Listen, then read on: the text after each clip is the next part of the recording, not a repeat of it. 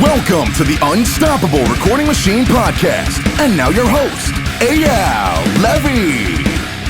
Welcome to the URM Podcast. Thank you so much for being here. It's crazy to think that we're now on our 5th year, but it's true. And it's only because of you, the listeners. And if you'd like to see us stick around for another 5 years, there are a few simple things that you can do that would really help us out. And I would be endlessly appreciative. Number 1, share our episodes with your friends. If you get something out of these episodes, I'm sure they will too. So please share us with your friends. Number 2, post our episodes on your Facebook and Instagram and tag me and our guests too. My Instagram is at EYAL Levy URM Audio. And let me just let you know that we love seeing ourselves tagged in these posts. Who knows, we might even respond. And number 3, leave us reviews and 5 stars, please, anywhere you can. We especially love iTunes reviews. Once again, I want to thank you all for the years and years of loyalty. I just want you to know that we will never, ever charge you for this podcast, and I will always work as hard as possible to improve the episodes in every single way possible. All I ask in return is a share, post, and a tag. Now let's get on with it. Hello, everybody. I would like to welcome Matt Halpern back to the URM podcast. If you like this episode, check out episode 144, which was his first time on. If you're not familiar with him, he's a drummer, studio musician, educator, podcast host, and business owner. His band Periphery is widely considered to be one of the trailblazing acts in modern progressive music. And Matt himself quickly became a new standard for what excellent drumming sounds like. Basically, he's phenomenal. He's also known for his company GetGood Drums, his podcast Chocolate Croissants, and being an avid clinician. The dude is a machine, a beast. I love him. Enjoy the episode. Matt Halpern, welcome back to the URM podcast. Thank you very much. I feel like an alumni. You are. Pretty rad. I don't know when the last time was. It's like 2 or 3 years now. It's been longer than that, actually. I think it was maybe 2016 or like early 2017. Yeah, I think it could have been 2016 because I remember being at my mom's beach house when we did it with my ex. And if that were the case, it was 2016. I mean, that makes sense. I remember being in this apartment I used to live in, which was 2016. Yeah. So it's been a bit. Well, hello. Yeah, man. Good to see you. I wanted to bring you on, man, because you seem to me like someone, and this is just an assumption, but it's a pretty safe assumption, someone who would be making the most out of this time period. And I'm seeing so many people not making the most of it. And I don't mean this in a judgmental way. Like, you know, people could do whatever the fuck they want. But I have this strong feeling that when the world opens back up, whether it's in 2 weeks or 2 months or 6 months, at some point it's going to open back up. And the people who took the most advantage of this time period are the ones who are going to hit the ground running. I don't think it's going to just snap back to the way it was. It's going to be nuts out there and in ways that we can't predict. And I think that people who are making the best of it are going to have the advantage. Yeah, I agree to that. I'm not even really looking at the reopening as the point in time in which I will actually physically get out there and hit the ground running. Oh, me neither.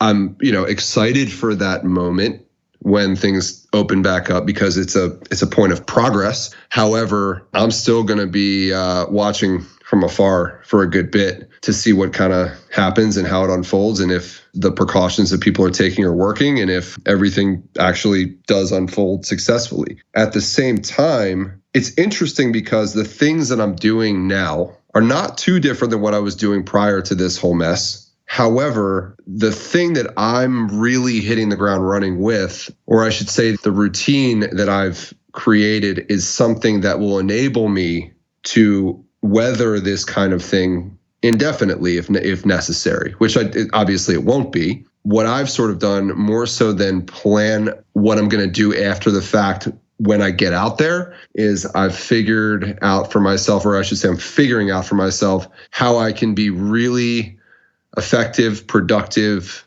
happy in this situation, if that makes sense. Yeah, likewise, actually. I think we share the same MO here, because I've told the company too that even if the world opens up, say June 1st, we're not going to travel till at least July 15th.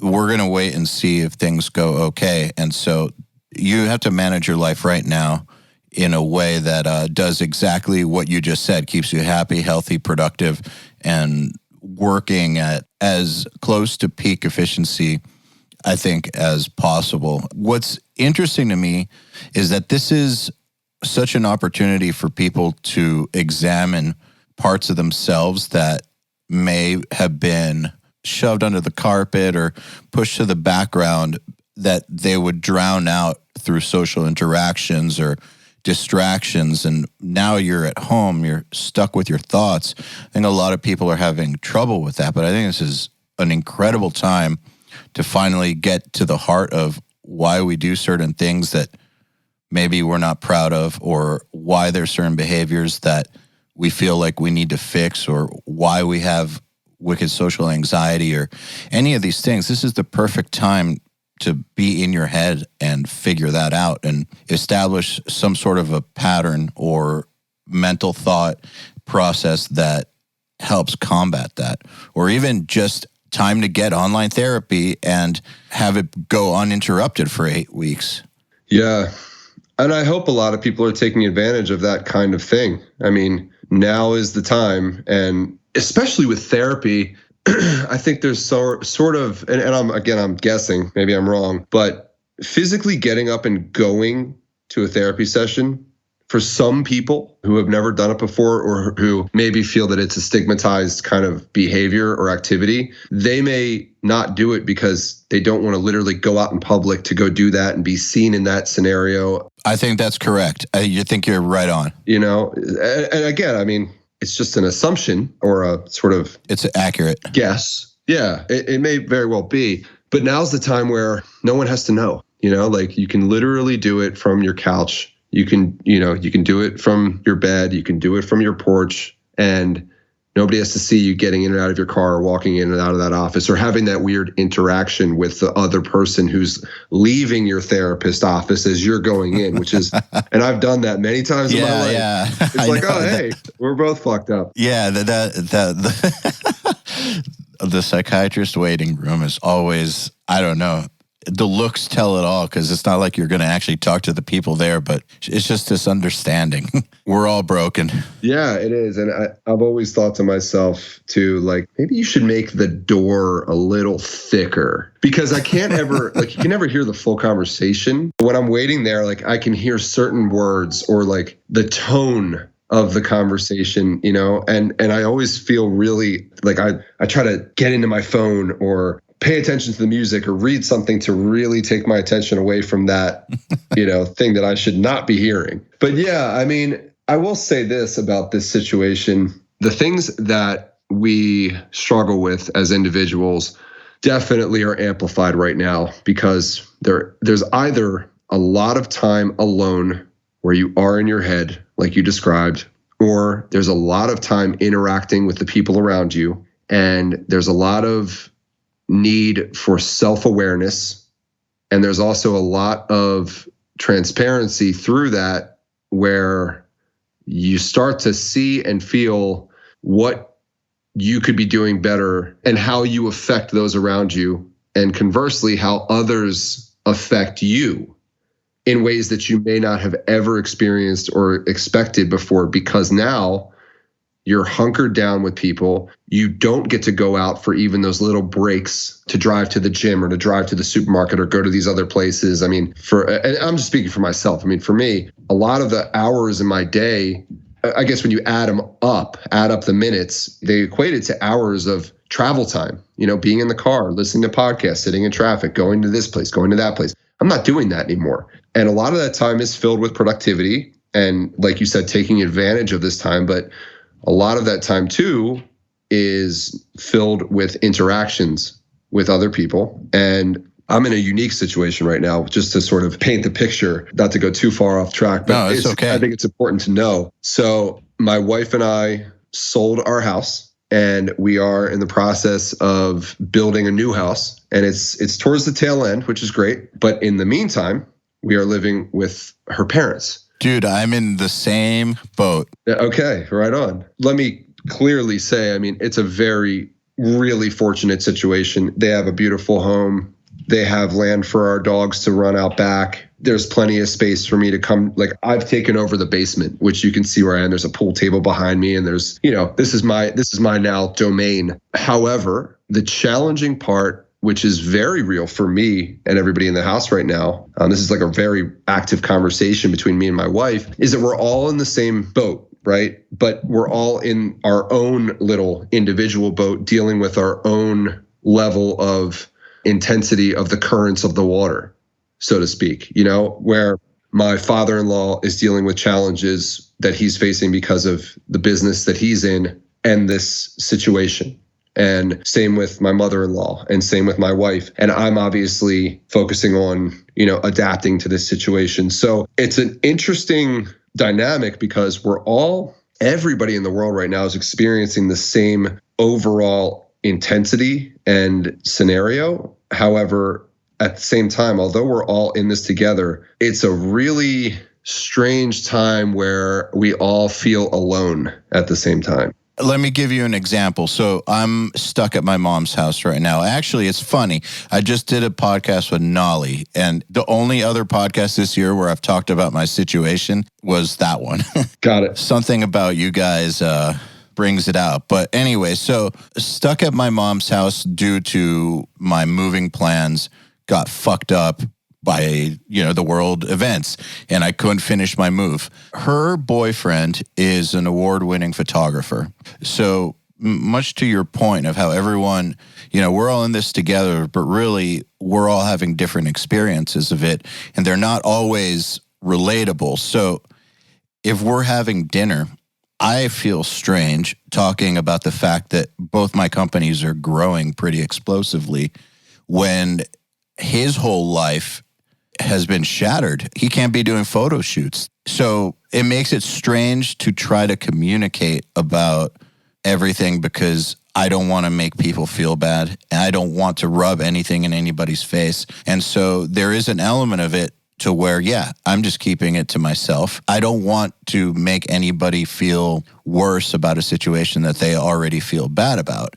So there is a lot of this where I'm just keeping my own experience to myself. And so I'm sure that that's true in any household where people are experiencing it in different ways. You can have a household where one person is thriving and then everybody else had their whole work situation fall apart. And what I think that will do is not create new tensions, but it'll help to bring certain tensions that were under the surface. It'll amplify them, and it makes things real.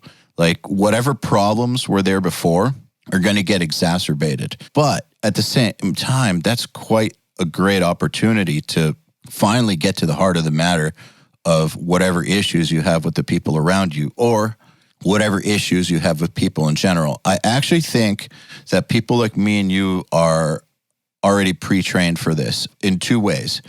Number one, we both toured a lot. I know that on tour you interact with lots of people, but you still do have, whether you're in a bus or a van, like, I know that people who have not toured in a bus think that it's this magical thing, but you're still cooped up in a college dorm with like 16 people for a month. So you've gotten used to that, even worse in a van.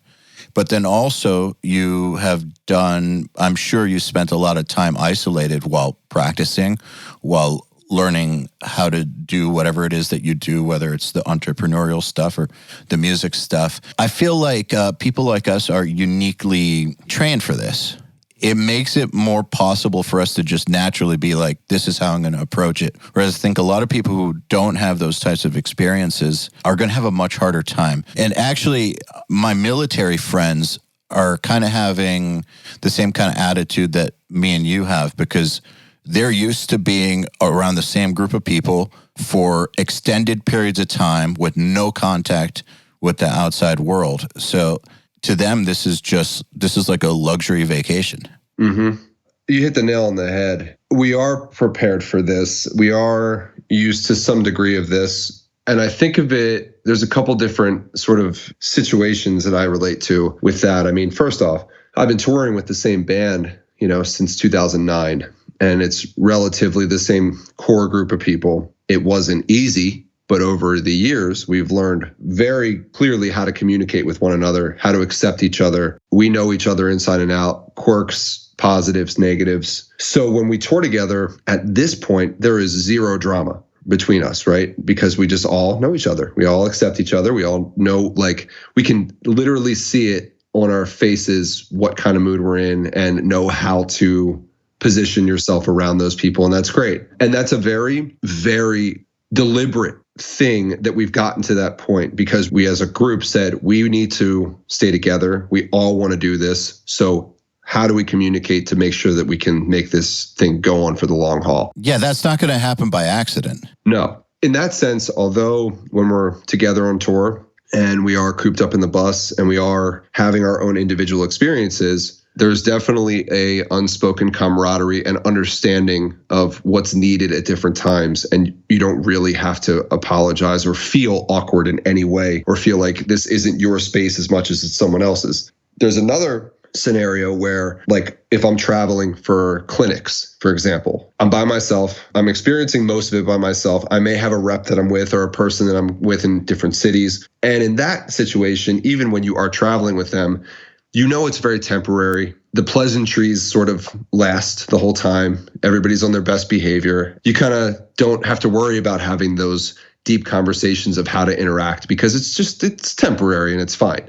The interesting, or I should say potentially messy version of that is when you sort of combine the two into the situation that we might be in right now that you described with your mom's boyfriend, husband? Yeah, boyfriend. I can relate to that. I mean, I'm in a very similar boat as you in terms of, kind of how things are progressing with business right now. It's good. I'm happy to hear that. Yeah, thank you. And we aren't experiencing a lot of the challenges that a lot of people are, even in my immediate circle. But that being said, when you have a group of people that are put together in this unique situation where you are going to be together for a long time, but it's not really your place to open up that conversation that's required for the long haul so everybody understands each other. It makes it so that it's kind of like that temporary situation where it's filled with pleasantries. Yes, exactly right. Despite it really needing to be something that allows everyone not only to relax and put their guard down and accept each other and each other's positives and negatives, but to be sensitive and understanding to the vast differences from one person to the next, whether that be emotionally, physically, financially. It's a challenging thing. So to your point, the other day, I was talking about a good day that we had with business, right? And it happened to be the same day that somebody I'm living with got some shit news about their situation with work. And I didn't know that. So after I said it. And you're just happy sharing the good news, not trying to rub anything in anybody's face. Right. And it wasn't taken that way, which is good. But after the fact, my wife's like, just so you know, this happened. And I'm like, because you don't want to feel like that. But if I can get personal for a second, I have anxiety, right? And I've had anxiety my whole life. The anxiety that I have in this situation started initially with the onset of this pandemic, the uncertainty of the virus, of contracting it, of what that could mean for myself, for my family members. Is my health at risk? Am I at risk? Do I have underlying health conditions? All of these things going through my head to where the level of anxiety that I can typically keep at a minimum really shoots up. And when that happens, I become very self-focused and I get into this self-survival mode where I have to learn everything I can. I have to prepare myself every way I can. I have to come up with a game plan for battle of how I'm going to best position myself to be able to weather this for a long time. That is very much a selfish and solitary endeavor in a lot of ways. And taxing. And it is even more so amplified with all of those adjectives when nobody else in your immediate circle, one, has anxiety, two, can really relate to those same worries because they're worried about other things, and three, you're having to go through those pleasantries. So that has been the challenge over the past, 6 weeks or so. It's been 1, get yourself right. 2, figure out how to respect everyone else around you. And then 3, figure out how to actually live in the moment with all of these things happening at once, with everybody else's things happening at the same time. So hopefully that makes sense. It does. And I can completely relate to you on the anxiety, because I almost died of a pandemic about 10, 11 years ago. H1N1. It came very, very close. And so when this happened, my PTSD from the experience, which is what it is, because it was fucking traumatic. Did you actually contract that virus? Oh, yeah. I got H1N1 and was hospitalized on tubes for like 10 days. Oh, man. It was not good. So you can really relate to this experience. Yes. A respiratory virus that kills you like that, I know how it feels. You'd never, ever want to fuck with something like this. And so when I saw that was happening, my personal anxiety shot through the roof, because it's like, what if I get this again? It's not even the same disease, but like, what if I get this? Like, I already almost died of one of these. Like, I don't ever want to go through that again. And it's just like, mind starts spinning. So, well, yeah, there's certain things like business-wise, shit's going great. I've got this whole mental game that I had to keep under control that nobody else in my house, their work might have fallen apart, but they don't have this anxiety because they've never experienced what it's like to have one of these things. And so the first few weeks were me trying to get them to take it seriously. Oh, yeah. That was causing a lot of friction, because they'd have people over and just think that I was being paranoid. I would keep saying, guys, the world is going to shut down in about 2 weeks. Like, this is a serious, serious thing. You need to stop fucking around. And they just thought I was being paranoid. I'm only laughing because I was. It's funny. It's completely mirrored. Yeah. So you know the pain. Yeah. I had to get my wife on board, and she's like, oh, it's not going to be a big deal. And then I had to, like, once I finally got my hooks in her, it was like, all right, now let's get your parents on board. And that's like a whole nother thing, literally, dude, not to deviate too much, but I had to call her dad and be like, hey, Natalie told me you're thinking about having some friends over to watch shows. Is that really a good idea? I had to make that call, and I succeeded in convincing, but it's like the same kind of thing. It's like, wait, you guys, you don't care about wearing gloves or masks? Are you kidding me? I bought into this. I bought into this weeks before it became a gigantic thing. Yeah, same here. Early Feb, I ordered my masks and gloves and hand sanitizer and all that. Yeah. Yeah. We were on tour in early February for the first 2 weeks. Funny enough, started in San Francisco and ended in New York City. Oh, yeah. Dude, I was elbow bumping for that whole duration. We're on the same exact page with this because we're surrounded by people that just have different tendencies than we do and experiences. I mean, and that's the thing. I mean, I definitely have not had the experience you had. You don't want it. I don't want it. And I also, I don't even know why it's so scary to me, but I think because I'm very much an empath. And when I read stories or hear stories about people who have experienced this thing in the worst way, that freaks me the fuck out. I can put myself in those situations mentally, and you almost start to feel what it might be like, even though I probably have no real idea, but it's enough to fucking scare me into action. So anyway, sorry, didn't mean to cut you off, but. No, it's quite all right. So what's interesting to me about that whole scenario is when you start to have those kinds of, I would call them opposing worldviews, locked up in the same place. The difference between the band scenario and this is the band scenario, there might be opposing worldviews at times, but at the end of the day, you're all in it to win it. You can make it all work if you want to, like you said with your band, because there's a light at the end of that tunnel. There's a pot of gold at the end of that rainbow, basically. Like, there's a really, really good reason that you can write down the exact reason. You can know what that reason is for fixing that relationship and making it work. Here is kind of open-ended. You've got your career, they've got their careers. This is going to last X amount of time.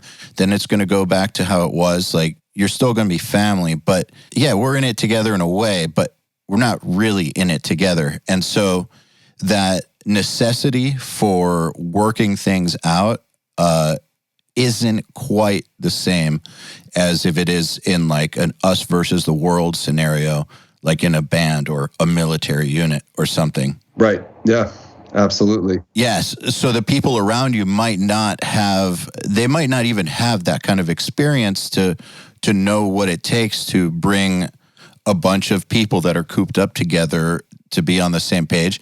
And they might not even understand that that's a thing that you can do. Right. And the result of that, for me at least, and I can only speak to my own experience, is I have to really exercise, and we talk about those things that become very apparent to us during times like this of what we need to work on, right? I need to exercise patience. Patience is that thing for me, because it's interesting. I've kind of come around, right? Whereas it started very, very intense for me and anxiety driven, it kicked that fight or flight thing on, and I figured out how to fight. So I rearranged my life and my schedule and my routine and filled it with a lot of things that are going to, again, set me up for battle from a very strong standpoint, right? And I'm the kind of person, as I'm sure you are, when you find something that works or that you believe in, you go full force. Oh, yes. Obsessed. It is a have to in every way. Nothing will get in the way. Nothing gets in the way. And I've done that. I've figured out the things that I can do on a daily basis to make myself feel secure and strong and prepared. And, it's of course, if I do have to handle groceries, being very careful with that. I wipe things down, all the things that you need to do. Washing the hands. My hands are torn up, as I'm sure yours are. It's just constant. But there's a lot of activities on a daily basis that I'm immersing myself in that have worked, not only physically to where it helps me feel better and feel good. It's helped make the anxiety subside, but it's put me in a place now where I feel like I can manage the situation, and I am able to weather it if need be for an indeterminable amount of time. Is it less flight or fighty and more just you figure it out and now it's like maintaining while progressing kind of vibe? Yes, it's maintaining, and it's getting to a point of mental strength, right? Which is hard to do. It's a very hard thing to do, to fight your own thoughts. I think that's the hardest battle on earth. It is, and I'm not an expert at it by any means, but I'm getting better, and the things that I am doing in a day have really subconsciously and now consciously helped me to recognize and realize that, I should stay doing those things. But that being said, because of that now, I feel good about things with myself. And now the big things left to work on are those interactions and the relationships. However, there's a lot of parameters to those. And it's also not my house. And it's also not my family immediately. It's my wife's family, and they have their dynamic for their whole lives. And I'm new into this situation overall, when you look at the years. So there's that self-awareness aspect that sort of combats the need for, or at least my personal yearning for, very open communication, because I am not shy, and I'm fine with having intense, very forward, very direct conversations. However, I have to also at the same time, like I said, respect the dynamic. Absolutely. That has already been established. And so that's the challenge that I've sort of found myself. That's a good challenge, though. I think that that's something that will also pay off once the world opens back up. I feel like communication is life, really. Like in anything that we do, the better we are communicating with whoever it is that we have to communicate with, the better everything will go. Everything. Our work worlds we're both involved with highly intelligent, highly skilled, highly driven people. Like, I know who you're involved with. You know who I'm involved with. Everyone's fucking they're all killers. And so working with those kinds of people, interacting with them on a daily basis, I'm used to just being a blunt motherfucker. And you can't just do that with everybody. And so I have to tone it down when it's in my character to just say things as they are. But the better I am at crafting that for the real world, the better my life ends up being. It's a very valuable thing, I think, to go through this and learn how to temper that, because it will help. Not everybody that we're going to encounter in the world are going to be like our business partners and stuff. Well, that's exactly it. I mean, and that's why I say that the biggest challenge now is patience, because I've accepted, or at least I'm coming to terms with the fact that I only have so many liberties I can take, so many opportunities that I have taken to communicate, which has been good overall. But at the same time, I can't control other people. And I love to be in control. Yeah, you definitely can't. No, and I love to be in control. I can't control other people. I am expecting others to accept my neuroses right now. It's unfair of me not to accept theirs. So I'm trying to exercise patience, really tap into empathy and stoicism, in the sense of I can only control my actions and how I respond to things. And I'm realizing that it's much better to more quickly figure out the right response, right? If that makes sense. So absolutely. And sometimes that response is, all right, I'm tapped out. I'm going to remove myself. Sometimes the response is have a conversation. Sometimes the response is weather the conversation, right? Meaning like stop what you're doing and think about what the other person might need. And although it's coming at you in a way that you might find annoying, or you might find as a pain in the ass, maybe the reason that they're doing it, whatever that behavior is, as cryptic as I'm being, maybe that's the product of their own anxiety or the product of their own turmoil that they're facing. And I have an opportunity to help them get through it instead of be annoyed by it and get angry or frustrated. Yeah, and make it worse. Right. And I say all this, after coming off probably one of the hardest conversations I've had in this whole experience last night with my wife about a lot of this stuff that I'm referencing right now. And I love her for many reasons, but because of her perspective and because she knows me and she also knows her family and how to explain certain things that I might not be seeing. And what I just described to you was sort of her perspective. It's like, well, maybe those things are happening because that's the result of the feelings that they're experiencing that you can relate to from an anxiety-driven standpoint. And that's just how... Yeah, that's how it materializes. Exactly. And when it's looked at like that, then I do really become sympathetic. And it makes me want to understand it more and be empathetic to it. So it just brings us back to that word of patience. And that's what I'm trying to really work on right now, because that's the biggest, more immediate challenge to survival over the next, 3 to 4 weeks that I'll continue to be here. Or longer.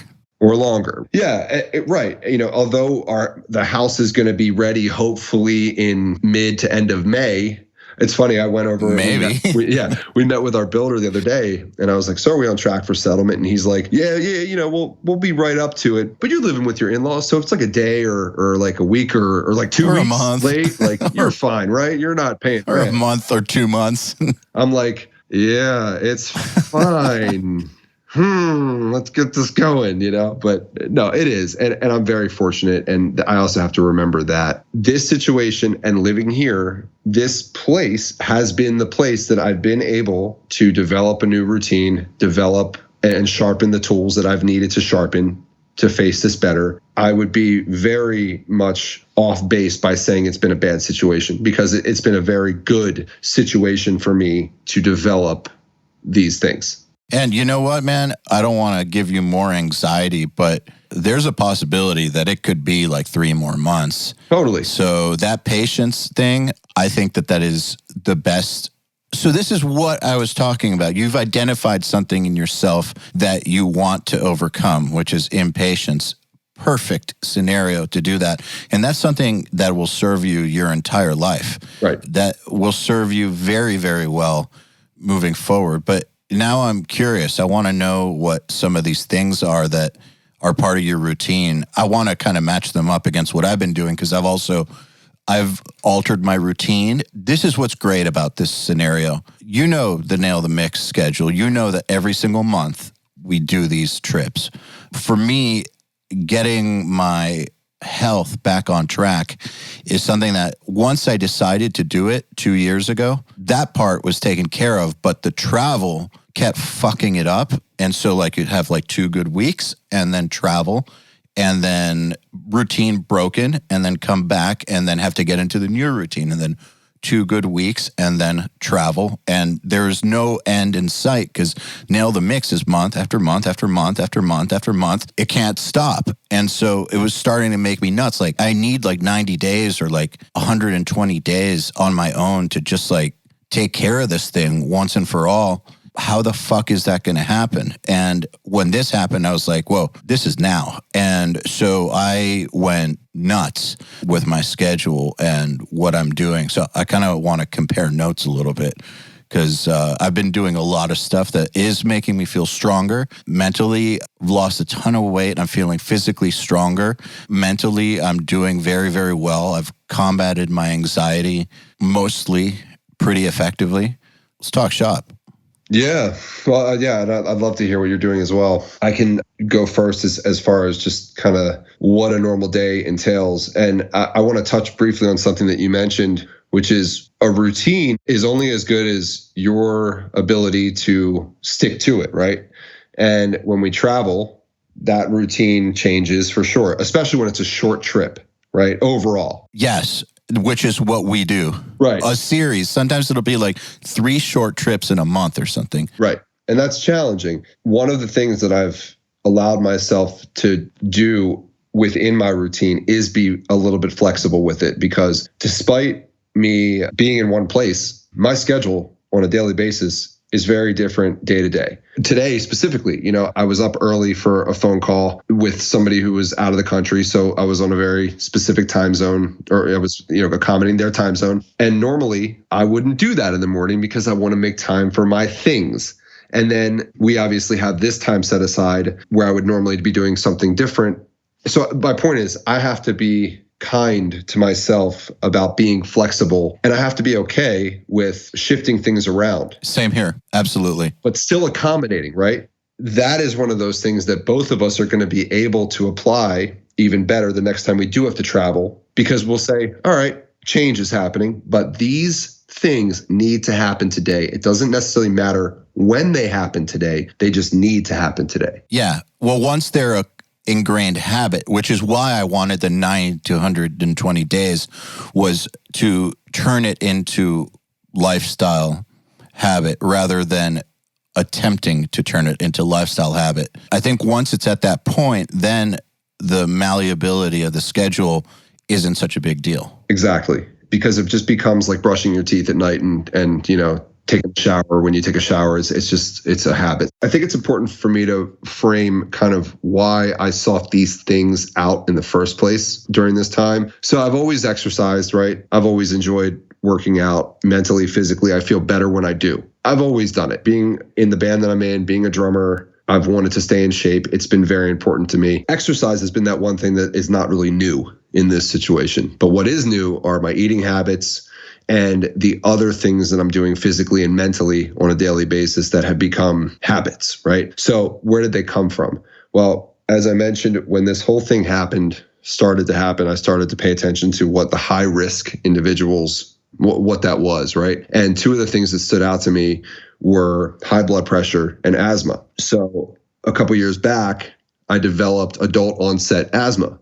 And I think it was because when I started dating my wife, she had 2 cats. I was allergic to cats. I was sleeping, in bed with her in the room with the cats. I developed asthma because of it. Now, I've since kicked it. I'm not asthmatic at all on a daily basis by any means. And I can pick up the cats and put my face in their faces and I'm fine. But the idea of asthma got in my head, right? And then yes, high blood pressure. So I suffer from white coat syndrome. The minute I go into my doctor's office and they take my blood pressure, it's like through the roof. Yeah, same here. Right? And the argument was made to me one time when I was like, well, it's only because of white coat syndrome. They were like, yeah, but it doesn't change the fact that your blood pressure is high right now. In this moment, it's still higher than it should be. So I thought about those things. And then I thought about like my dad has type 2 diabetes and, he had a heart attack at some point. So I'm just thinking to myself, well, well, fuck, I'm prone to a number of these potential high risk things, even though I might look like I'm in shape. Under the hood, what the hell is really going on? Do I really have high blood pressure? Do I have asthma? And will these things be exacerbated if I were to contract this virus? And that scared the fucking shit out of me. I started doing research into what can I do to lower my blood pressure? What can I do to help my lungs get stronger? What can I do to make sure that I'm not carrying around extra weight that could affect both things? And those were the catalysts. Those were the things that sort of pushed me into the research that I started doing, and ultimately then finding the routines that I do now. So I really got engaged with the Wim Hof method.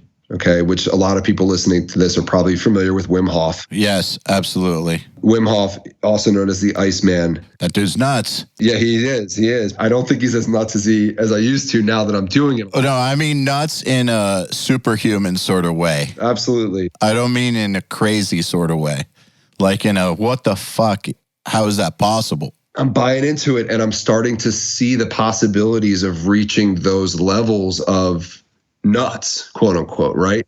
So why did I look into Wim Hof? Well, the two main things that he is known for is his breath work technique that he, evangelizes and puts out there, and cold exposure. Those two things, combined with exercise and eating right, meditation, and some other things, have endless health benefits, right? And if you look at, again, the two main things that I was concerned about, they're directly related to improvements in those areas. So the breath work aspect of it, doing the breathing methods on a daily basis, have helped to expand my lung capacity, have helped to strengthen my lungs. By getting more oxygen to your blood and within your body, it helps you to get rid of inflammation and helps you to get rid of toxins in your system by allowing more oxygen to flow through you, which therefore can really help to get rid of any bad shit in your body. Yeah, absolutely. So are you doing it in the cold showers like I am? Yes. Well, so I'm doing cold showers, and that's the next part I'm going to get to. So the breathing stuff I do, if I'm lucky, I'll do it twice a day. Here's the routine. I'll talk more about the cold stuff in a second, but I wake up right into the shower, and I've built up to this. Let me be clear about this. I didn't start by taking full 10 to 15 minute freezing cold showers in the morning. You can't start that way. You start with like 30 seconds. Right. Yeah.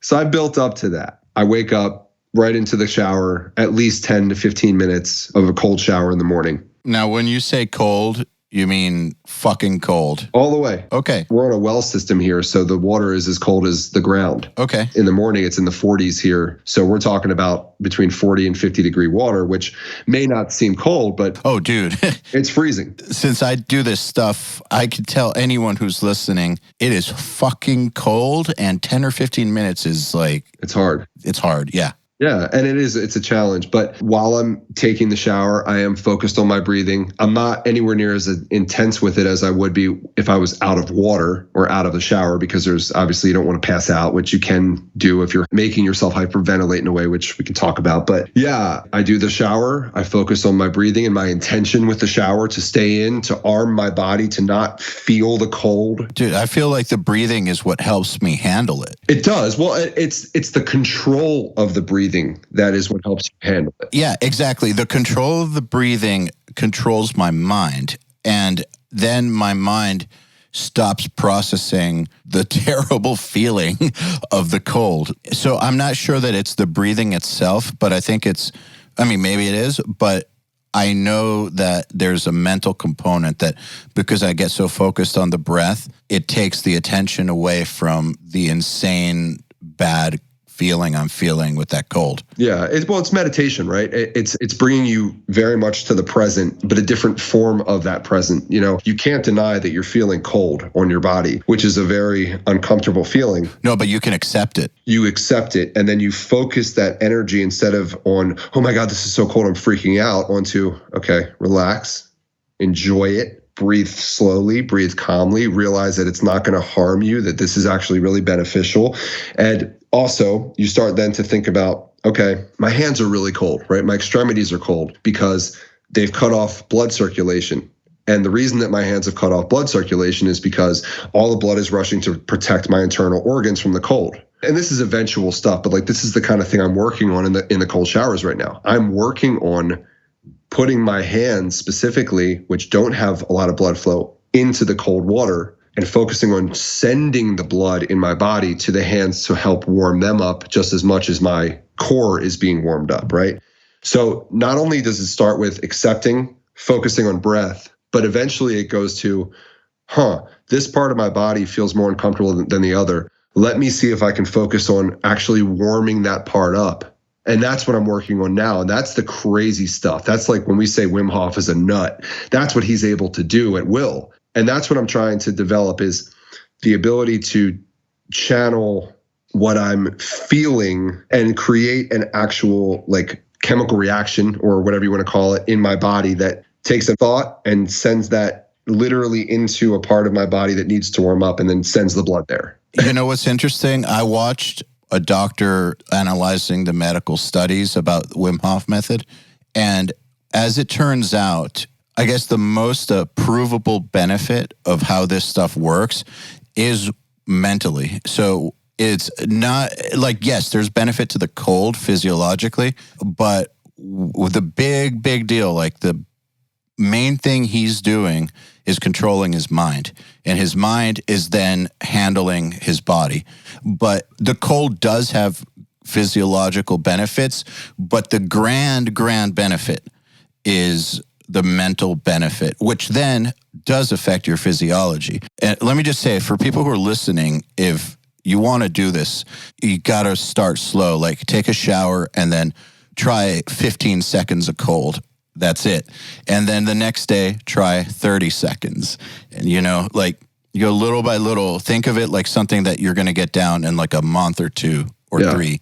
It takes a while. Yeah, like this is not like this 15-minute cold shower thing is not going to happen right away unless you're, you know, a former Navy SEAL or some shit. Yeah. I mean, you have to know what to expect and you have to be ready for it. And the effects are predominantly, it's on your mind, right? It's on your ability to control your emotions, to control your fears, to face the discomfort in front of you and the challenge at hand and do it with a clear head and a calm body and a calm mind. And that's what the cold helps you to do. Now, speaking of the physiological benefits to it or of it, when you are exposing your body to the cold, it forces the small muscles within your veins and your capillaries to contract because they're sending blood to different parts of your body at a very fast rate. And your whole body is trying to warm up. So all these little muscles that surround all of the veins in our body start getting stronger and stronger and stronger. The stronger they get,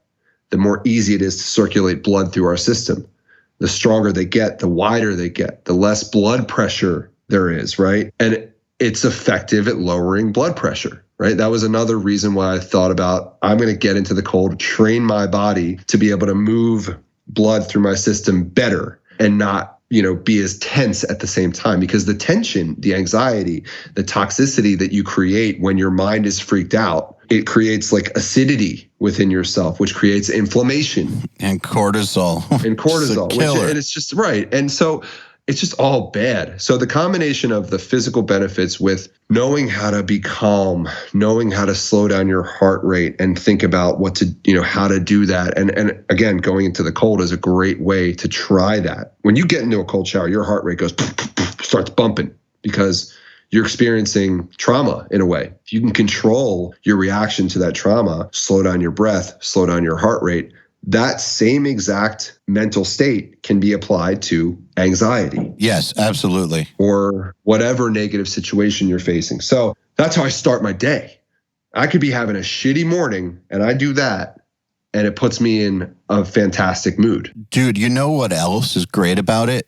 It is a great caffeine substitute. It is. I used to drink like 6 Red Bulls a day. Now I will have like one and like a green tea, which, like I'm telling you, I used to have 6 a day. That's a lot. Plus Adderall. Now it's like 1 or 2 servings of caffeine a day. Like these cold showers, they wake you the fuck up. And in a way that drugs never could, because your whole body is awake. It's this natural energy that is far more powerful than drinking coffee. Not that there's anything wrong with drinking coffee, but if we're talking about lowering blood pressure, there's a way to get that energy without spiking your blood pressure too. Yeah, because caffeine, it's a very well documented method of how to spike your blood pressure.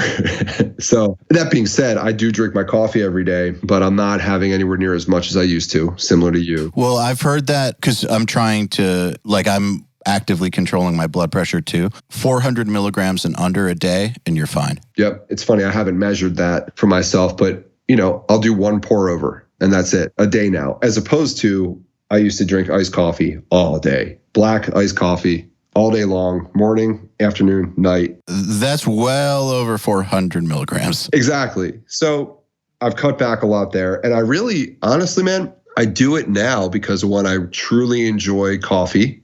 I truly enjoy the challenge of making a really good pour over every day. That's another one of those challenges that I weave into my morning pretty much every day. I want to make myself a really good tasting cup of coffee. The other benefit to drinking hot coffee like that at the temperature at which I drink it, which is right around 195, 200 degrees Fahrenheit. The reason why I'm drinking that is because it's helping to warm up my lungs. I find that if I do the heavy breath work in the morning without hot coffee, my lungs are a lot more vulnerable to coughing or to getting congested or even to a very light asthmatic response. Whereas the heat and breathing in the warmth, and it could be a cup of tea, it can be anything. It doesn't need to be coffee. I just like coffee. But I do the breath work after having a hot drink because it helps me have a better experience. Interesting. Okay, let's talk about the breath work real quick. So the shower, you are doing some breath work in the shower, right? Yes, but I'm not doing it anywhere near the level of intensity or duration that I do it when I am actually sitting down and doing meditative breath work. Okay, so in the shower, it's more tactical. It's tactical and it's slow and it's very controlled. So when I'm doing the showers, it's very relaxed. And clear the lungs out completely. Right, exactly. But that's the thing. Well, I only do that really in the beginning of the cold shower because as my body's adjusting to it, once I feel good, I don't need to really focus on my breath. And then I can enjoy the cold shower and let it actually have more physiological benefits.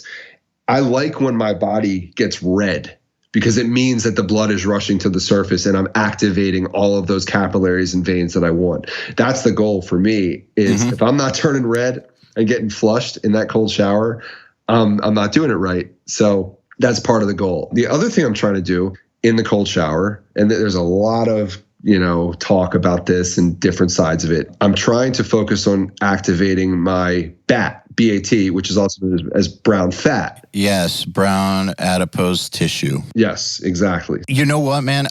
Obviously, this is a near and dear subject to my heart. I have read the studies that go both ways, but I will say this, even the studies that say that it's not such a big deal, they still acknowledge that it activates it and burns it. They just say it doesn't burn it as much as some other people say. Yeah. So for people listening that are curious as to what that is, so when we're born, when we're babies, we can't exercise. We can't really, take showers. We can't necessarily eat all the food we should eat to fight off, the bad stuff in our system. So we're exposed to cold. We're exposed to the elements. We're born with two types of fat, right? The white fat and the brown fat. The brown fat essentially is there to help create heat in the body. That's the simplest way to explain it if we're talking very layman's terms. Brown fat eats white fat, and the output of that is heat to help warm us up. So when we're babies, we have a lot of this. And then eventually we lose that baby fat. We start to wear clothing, be in warm houses, be in warm environments. We adapt to that and our bodies say, oh, well, we don't need this thing called brown fat because we have comfort everywhere else and we can now get rid of this and not have to focus energy on developing this. So as we grow older and become adults, as you know, we lose a lot, if not all of the brown fat that we were born with as babies. What's interesting, and I don't want to go too far down the rabbit hole, but there's a lot of cultures out there, indigenous cultures who are exposed to cold or who don't wear a lot of clothing, who in the studies have shown to have higher levels of brown fat even as adults. And it's because they haven't had the comforts of warmth. and their bodies have had to maintain that brown fat in order to help keep them warm, which is why they can sustain and manage colder temperatures with less clothing. So the whole point is, with these cold showers, we're making ourselves uncomfortable. We're exposing ourselves to the cold. The more you do it, the longer periods of time, the more you start to be able to withstand that cold. You're essentially forcing your body to adapt to an uncomfortable situation like that, which then causes, at least from what I'm feeling, the reproduction and the growth of brown fat, which is then used internally to warm you up. Which burns calories. Which is why they say when you take cold showers, it can help you lose weight. What's happening is you're activating brown fat, which eats white fatty cells, and therefore you're burning calories as you do it. There's been interesting studies about this with like swimmers, for instance, why they need so many more calories than other types of athletes, even though they do a similar amount of work or similar amount of, expenditure, but burn way more calories because of the cold exposure. That's why Michael Phelps, for instance, was taking in, when he was competing, about 10,000 calories a day. 10,000 calories a day is like what those strongman dudes have on their cheat days, and it's like a big deal when they hit that 10,000 mark. But apparently for Michael Phelps, that was a normal day. Dude, he's a swimmer, not a strongman. Well, and that's why I actually buy into this whole thing of, the brown fat activation and the ability to regenerate, so to speak, or rebuild the amounts of it in your body through this cold exposure. And it's not to lose weight for me. It's more so. It is for me. Sure. And a lot of people, and it's an effective method for sure. If you're trying to lose weight with just this method, don't trick yourself. This is something that will only help it marginally. It's something that if diet, exercise, proper nutrition, all that stuff is far more important. But if you already have that stuff dialed in and then you add this, it's going to add a little bit of extra juice to your plans. Well said. And I think we should both acknowledge that neither of us are medical professionals or doctors, and we can't give medical advice. And this is all just based off of public research that's out there that anybody can go read about as well. Yes, absolutely. Don't just do it because we say. You should absolutely do your own research into this if it sounds interesting to you. Man, it sounds to me like you have gone down the rabbit hole like I have with this stuff. Yeah, very much so. As I said, when I find something that I not only enjoy, but I think can really benefit my life, I want to learn everything I possibly can about it because I want to understand what the potential is and what I can do with it. So when I am exposing myself to the cold, one of the other things I'm working on is trying to deliberately activate that brown fat. And I've read about methods where you can physically manipulate your body and focus on flexing certain muscles in your body that can actually activate that brown fat. It's hard to say whether the length of time that I'm in the shower activates it, or whether the practice that I'm working on actually activates it. But when I do these methods or physical sort of flex sessions, as goofy as they may sound, I do feel effects of it. It's just hard to say whether or not that's what's happening, because it's not like when you wiggle your fingers, you can see your fingers moving. But I'm practicing based on the methods that I've read about. What are they? Well, you essentially start at your toes. And it's kind of like meditating because it's very hard to do this. But you start at your toes and you focus on flexing your toes and then flexing all the muscles in your feet and then your heels and then your ankles up to your legs, up your knees, up your body. And you slowly from the bottom up flex all of your muscles in a line all the way up to behind your ears to, I think it's the pituitary gland, right? That is, I'm pretty sure I'm saying that right. Don't quote me, but it's behind your ears. And by flexing essentially the muscles back of your neck, behind your ears after building up, that can actually activate the brown fat. So it's not you're flexing your toes and then stopping and moving on. You're starting flex there and then you maintain the flex all the way up. Yes. And it's very hard to do standing up. Ooh, standing up. All right. So like I'll lean against the wall in the shower when I do it. But this is something I want to be very careful to say. It's intense when you do this. It's like And you should never do it in a hot environment because you will overheat yourself and like you could pass out very easily. And even doing this now in a cold shower, you kind of get hot and you can see stars and you can feel lightheaded. So don't do this unless you are somewhere safe where you're sitting down or on a bed or in a cold environment. In general, I'm just going to go ahead and say, don't do this unless you've really done your research and you are prepared and understand it. Absolutely. Because even just doing the cold showers alone, you can see stars. Yeah. You can. So this is like, imagine holding your breath and like trying to make your face red, but you're doing that for your whole body. That process can actually help to activate it in my experience and from the research and things that I've read. But again, I'm not a doctor and I don't want to be quoted on this as the way to do it.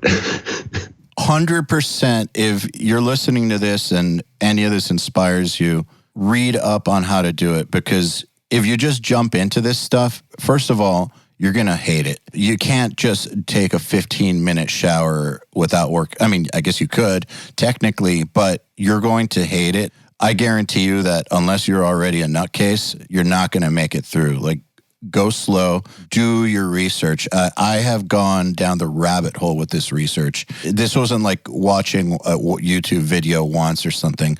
Like I've studied up on this for several months and been practicing it for well over a year now. So it's not a casual thing. Okay, that said, all right, so you do that. What's next? Yep. Then I'll typically have my coffee. I'll warm up my lungs. I'll breathe in the warmth. And then I kind of give myself like typically 30 minutes to an hour before I do my breath work. And that's a great time for me to respond to emails, do any kind of work I need to do for the morning for a good hour. I can schedule phone calls during that time. I can do whatever. But there's two reasons for why I wait to do the breath work after I have my coffee. One, it's really great to do breath work on a completely empty stomach. And two, it's even better to do it on an empty stomach and an empty bladder. I was about to say, yeah, I can imagine trying to meditate first thing in the morning right after coffee. Yeah, it's not going to last long. You're going to have to Good luck. take a trip. Yeah. So that's the thing. I really do like to purge, for lack of a better word, my gut and my stomach, my bladder, everything before I'm able to then sit down and really take in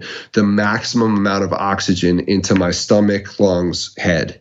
And that's the next step. So I actually enrolled in the Wim Hof 10-week course. So I'm knee deep in that now. And I'm a little bit flexible with it. Should I do it? Is it worth it? Yeah, absolutely. As someone who is already into this stuff. Yeah, totally. Because I mean, it involves breath work, but it also involves movement. It does push you into the cold showers. Like some of the things that I'm doing now as part of my... Writing it down so I don't forget. Yeah, it's 50% off right now too, because of this whole thing. So if you go to WimHofMethod.com, you'll find it. We get to shout him out here a little bit, but yeah.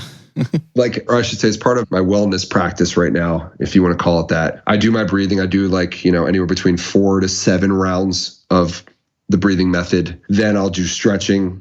I'll stretch my back. I'll stretch my legs. I am doing handstands, right? Getting literally like standing on my hands with my feet in the air, headstands, I should say, to send the blood flow the other way, and it's all just really good stuff to be doing. It's different. It's almost like variations of yoga practice or extreme stretching, things like that. But the whole point of these physical exercises involved with the breathing is to use the breathing method to be able to go deeper into the stretch, to go deeper into yourself and be able to hold positions longer so that you can actually feel the benefits of these physical movements. And moving in general right now, I mean, it's great anytime, but just moving right now is so good for your body and so good for your mind. And when I finish a good hour-long session of combined breathing, stretching, headstands, sometimes push-ups that are involved with the breath work, you really feel good. So that's what I'm doing during that time. I'm yet to do it today because I've had to shift things around. But as soon as we're finished,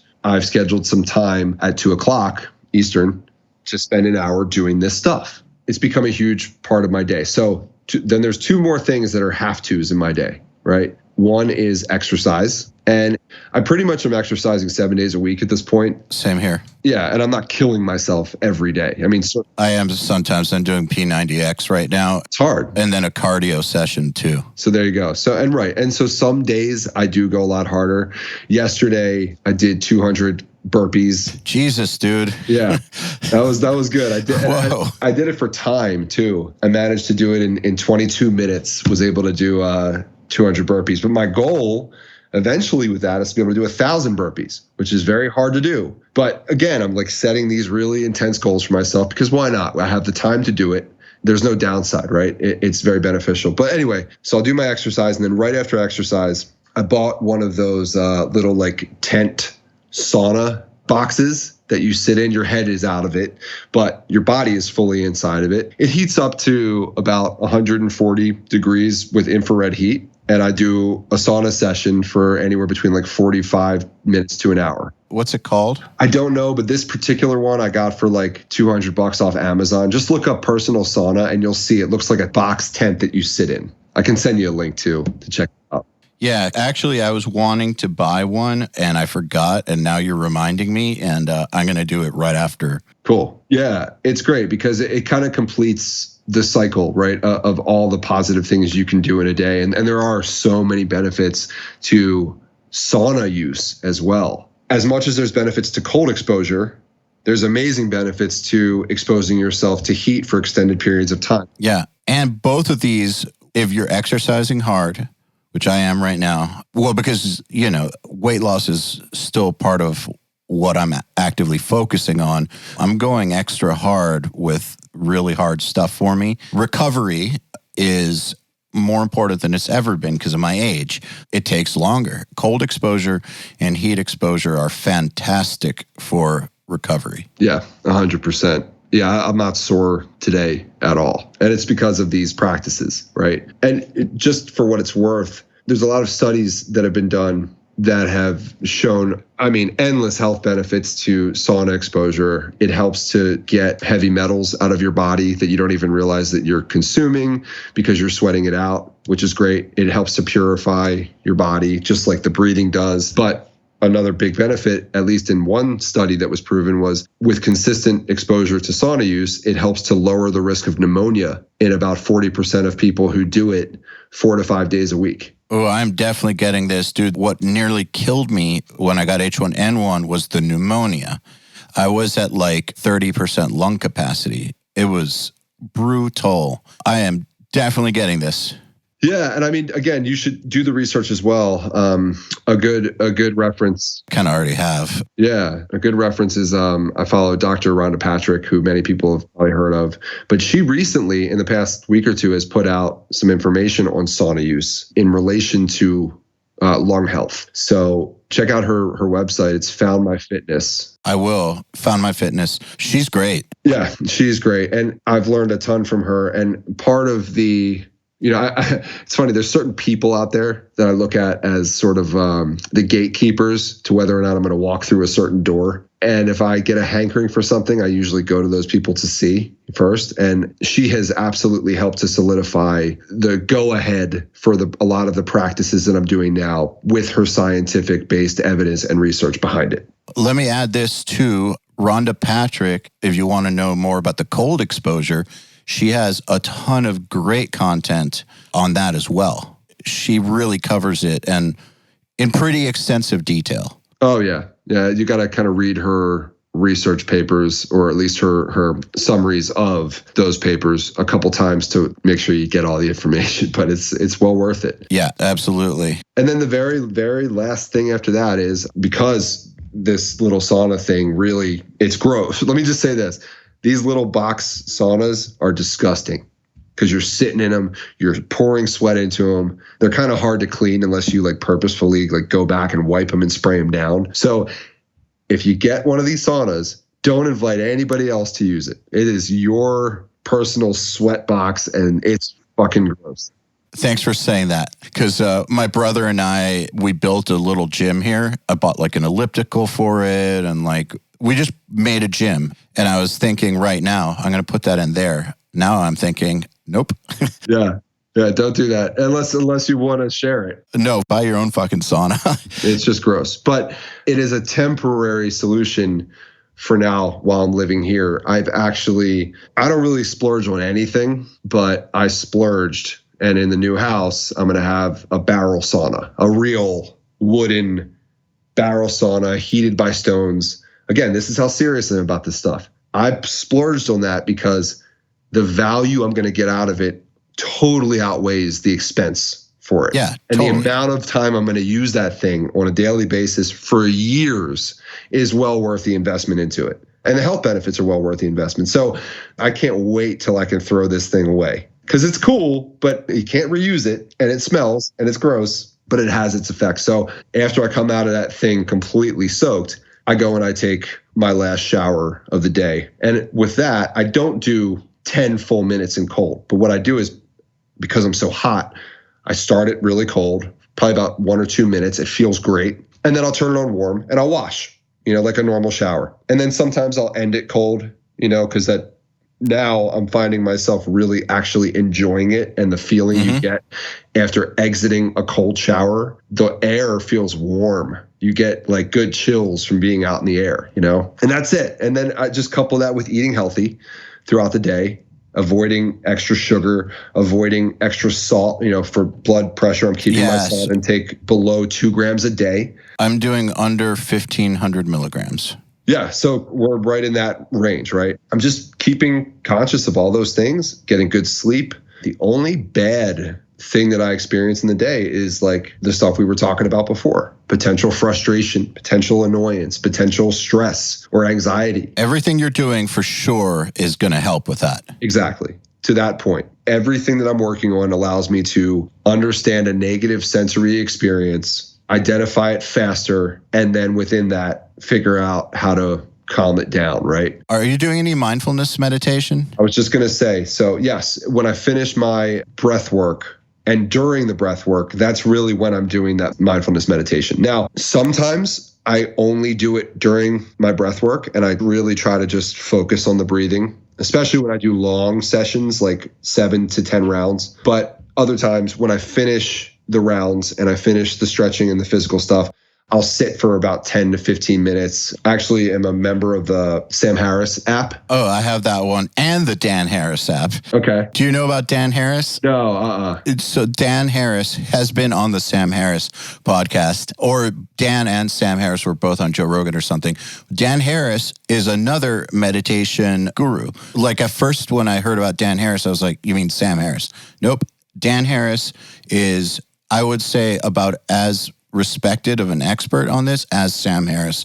So you may just want to look into his stuff as well. It's just as good, just different. Yeah. Okay. It's just as good. Yeah. And I mean, man, I do it and I've gotten better at it for sure. But I find that I enjoy active meditation a lot more. I enjoy meditation during breathing and I enjoy meditation during exercise. And that just seems to work better for me. Yeah. I will say this. Okay. So again, not a doctor, but I will tell you what a doctor told me about this.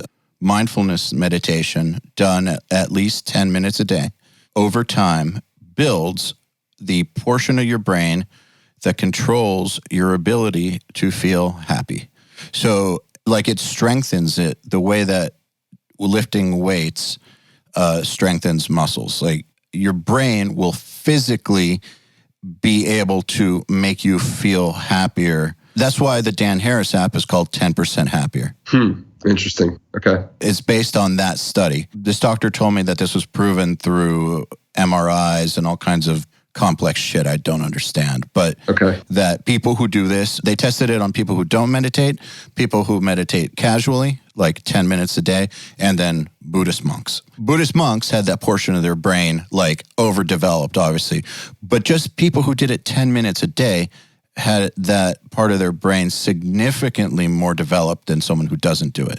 So as someone who has suffered from depression clinically over the course of my life, this is something that I can do every single day or most days that will physically make a big difference. And then also it helps, when dealing with stress or anxiety to understand what my brain is doing and redirect it. That was what I was sort of alluding to with knowing what's happening when I'm dealing with a stressor, being able to be objective to it in a way. Like, okay, my mind is thinking all these things, but I'm able to, while that's going on, take a step back and look at what's happening.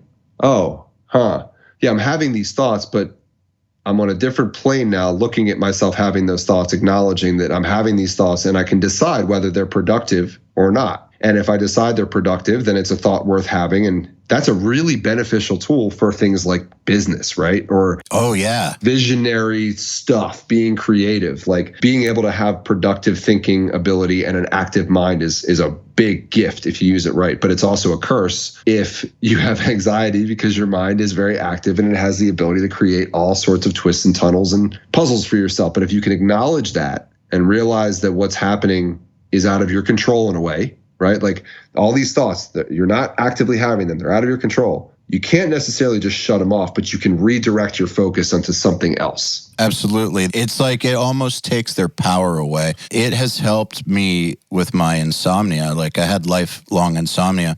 The past 6 months to a year, I've had the best sleep of my entire life. It coincides with having started mindfulness meditation. I mean, it doesn't work every night, but as opposed to having 6-week-long stretches of only sleeping 3 hours a night because like my brain is like a hamster on a wheel, which is how things used to be. Now that only happens like once or twice a month, and I'm able to fall asleep within 10 minutes, which is, I know that for a lot of people that's normal, but for me, that's been a huge, huge challenge. Also, speaking of patience and business dealings, not just as far as like with creative ideas, but we work with some very strong people when it comes to how they approach things. And you're not always going to agree with people. Also, we're in the music industry, and outside of our own circles, we also have to deal with a lot of bullshit. There's a lot of BS in the music industry. And one of my drivers for starting URM and going on my own was to never have to answer to people that I thought were idiots or who didn't have my best interests at heart. That part of the music industry was driving me nuts.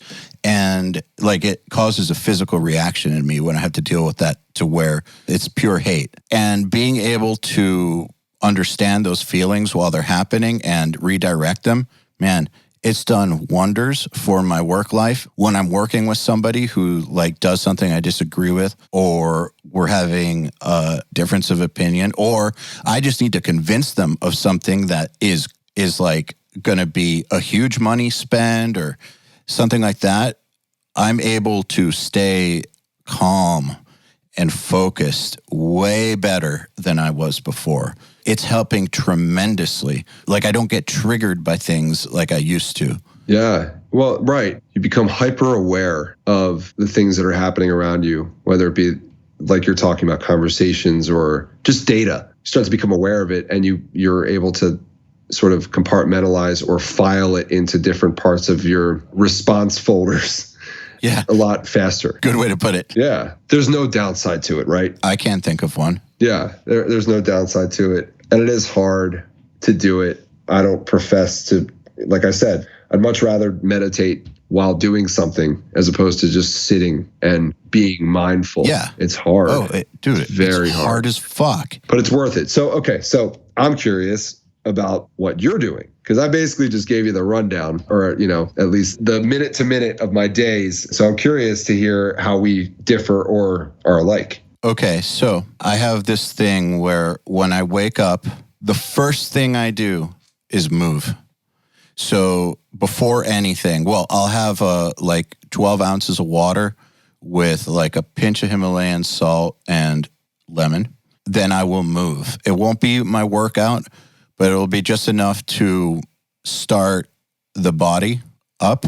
So because of my insomnia issues, I also had waking up issues all my life. So I decided to train myself to wake up and just go, which I know a lot of people that they're just good at that. For me, that was horrible. I couldn't do that. It's caused me a lot of problems in my life. It's one of the reasons that I did horribly in school. Like when I was younger, It fucked up my ability to keep appointments. Like, it has fucked up my life in many ways. So I decided to handle it. And so right away, move from the get-go. Then that's when the cold exposure starts. So I'll do that for 20 minutes.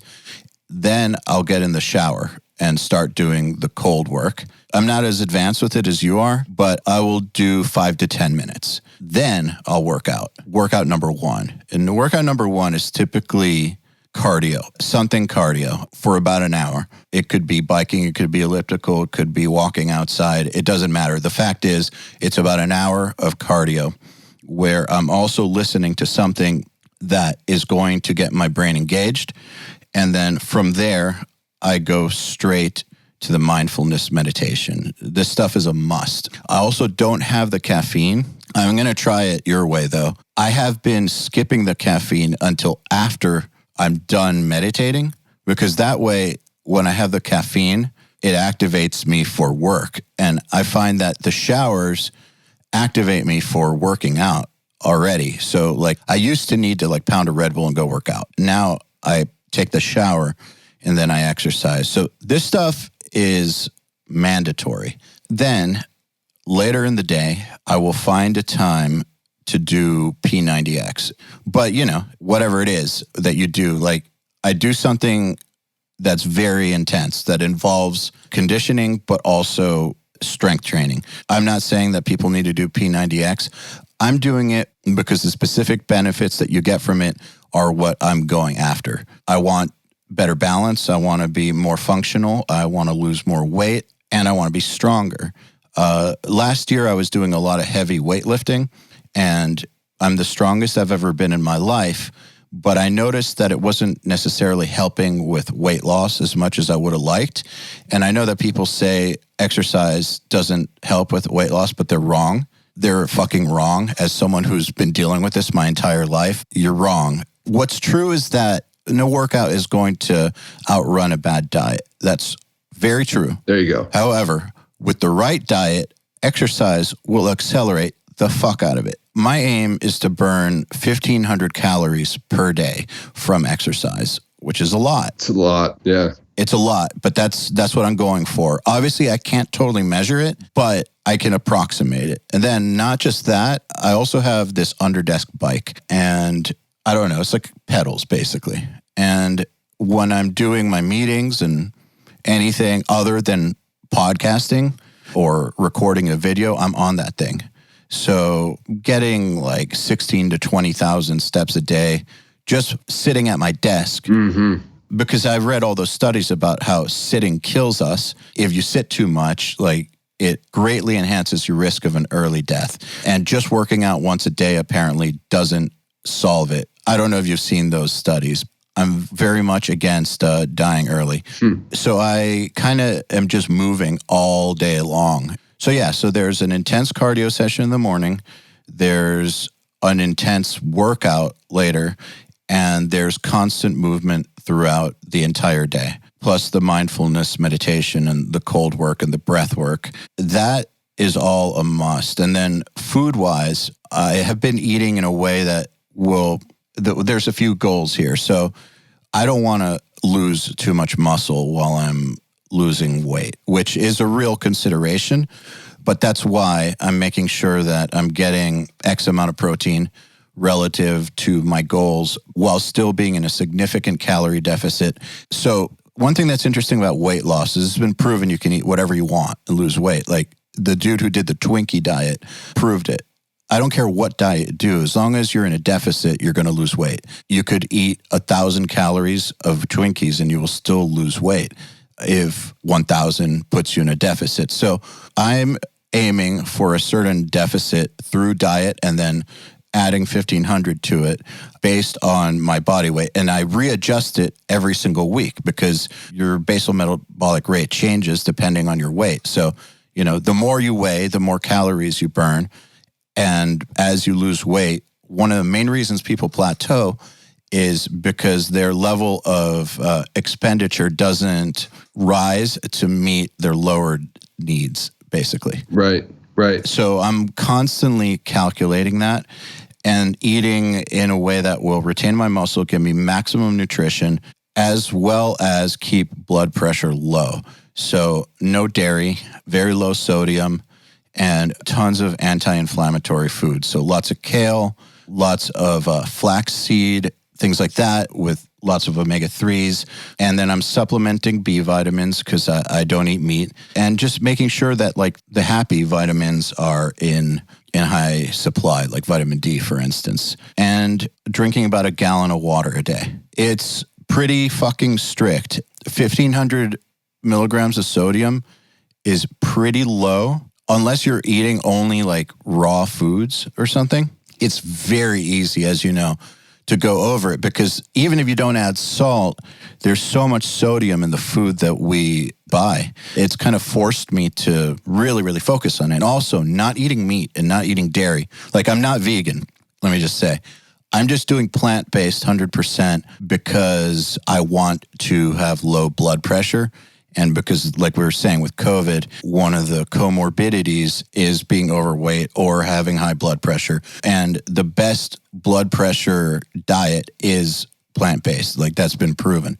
But because my goal also is to retain as much muscle as possible, I have to really do this correctly. It can't just eat broccoli all day. Do you eat eggs? No. Okay.